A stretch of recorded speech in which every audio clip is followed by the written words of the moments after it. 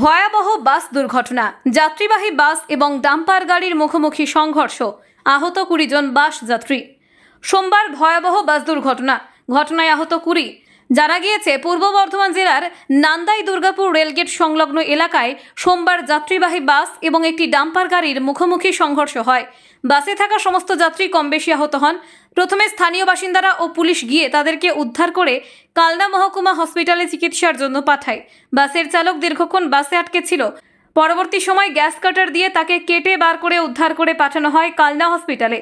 কালনা মহকুমা হসপিটালে আহতদের দেখতে হাজির হয় রাজ্যের মন্ত্রী স্বপন দেবনাথ, কালনার এসডিপিও রাকেশ চৌধুরী, কালনা পৌরসভার ভাইস চেয়ারম্যান তপন পোরেল সহ অন্যান্যরা। জানা গিয়েছে নবদ্বীপের দিক থেকে রানীগঞ্জের দিকে যাত্রী বোঝাই বাসটি যাচ্ছিল।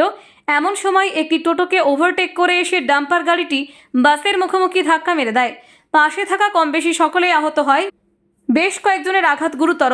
তাদের সকলকেই পুলিশ উদ্ধার করে কালনা হসপিটালে চিকিৎসার জন্য নিয়ে আসে। ঘটনায় এলাকায় ছড়ায় উত্তেজনা। কি বিষয়টা হলো? নান্দাই রেলগেটে একটি বাসে দুর্ঘটনা ঘটেছে। 20 জন মতো আহত হয়েছেন। প্রত্যেকটি হাসপাতালে পুলিশ তৎপরতার সঙ্গে এখানে ভর্তি করে দিয়েছেন।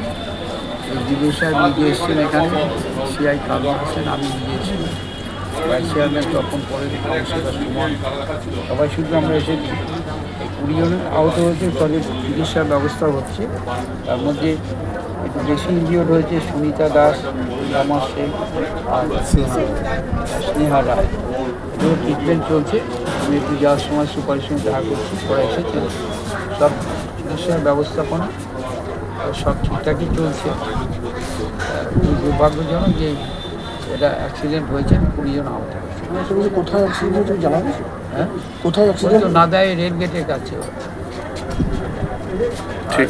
পুলিশও তৎপরতার সঙ্গে কাজ করেছে। আমাদের হাসপাতালের চিকিৎসকরা তৎপরতার সঙ্গে সবার ট্রিটমেন্টের ব্যবস্থা করছে। আমরা তাই দেখতে এসেছি।